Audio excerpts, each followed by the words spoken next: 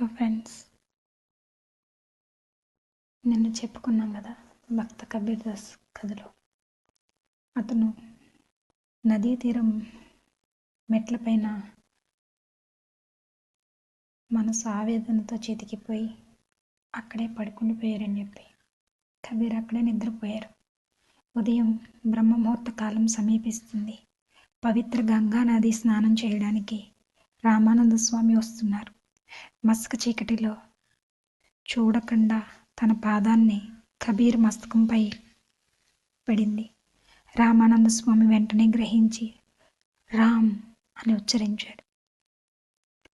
కబీర్ పులకాంకితుడై లేచి రామానంద స్వామి పాదములపై పడి, మహాత్మా, ఆ అమృత వాక్యానికై నేను నిరీక్షిస్తున్నాను. మీరే నా గురుదేవులు. మీ పాదాల చెంత నా బ్రతుకును ధన్యం చేసుకుంటాను అని తెలియజేశాడు. రామానంద స్వామి కబీర్ హృదయాన్ని గ్రహించి అతన్ని ఆశీర్వదించి తన శిష్యునిగా స్వీకరించారు. ఇంతకాలం వ్యధ చెందిన కబీరు హృదయము రామానందుని ఆశీస్సులతో కుదుటపడింది.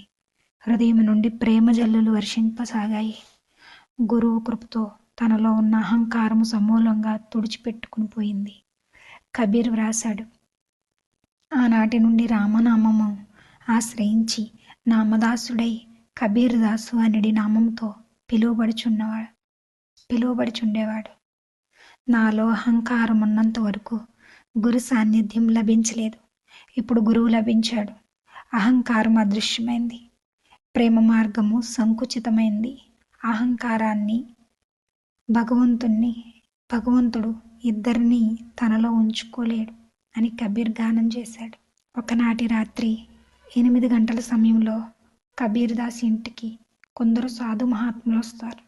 ఆహ్వానం లేకుండానే అందరు మహాత్ములు అరుదించి తన గృహాన్ని పావనం చేసేందుకు వచ్చారని కబీరు ఆనందానికి అవధులు లేవు. మహాత్ముల్లోనికి ఆహ్వానించాడు.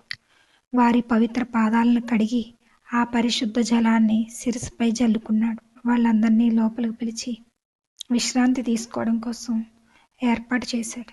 వెంటనే భార్యను దూరంగా పిలిచి తాను వారితో సంభాషిస్తూ ఉంటాను, ఈలోగా వంట తయారు చేయమని, వారందరికి ఆతిథ్యం ఇవ్వాలని చెప్పి వెళ్ళి మహాత్ములందరి చెంత ఆసీనుడవుతారు కబీర్ దాస్. భార్య ఆలోచించింది, ఇంటిలో సరుకులు లేవు, చేతిలో పైసా లేదు, ఇంతమంది మహాత్ములకు వంట సిద్ధం చేయడం ఎలా? ఎంత ఆలోచించినా తనకు మార్గం ఏమిటో గోచరం కాలేదు. భర్తకు చెబుదామని గుమ్మం వద్దకు వచ్చి చూసింది. సంత పురుషుల మధ్య పరవశించి రామనామామృతాన్ని పానం చేస్తూ ఉన్న కబీర్ను చూసింది. తన భర్తను పిలిచి చెబితే మాత్రం ఏమి ప్రయోజనం? రామనామ మాధుర్యం తప్ప మరొకటి తెలియని భర్త అని భర్తకు చెప్పి ఏమి ప్రయోజనం ఉంటుంది? తానే ఏదో ఆలోచించి ఏదో ఒకటి చెయ్యాలి అని ఒక నిర్ణయం తీసుకోవడానికి ఆలోచిస్తూ ఉంది. Thank you friends. అమితమైన ప్రేమ భగవంతుడి మీద పెట్టుకున్నప్పుడు పరీక్షలు కూడా వాళ్ళకే వస్తాయి. భర్తకి భగవంతుడి మీద అపారమైన ప్రేమ తప్ప రెండో విషయం తెలీదు. ఎవరిని చూసినా భగవంతుడి స్వరూపంగా చూస్తారు కబీర్.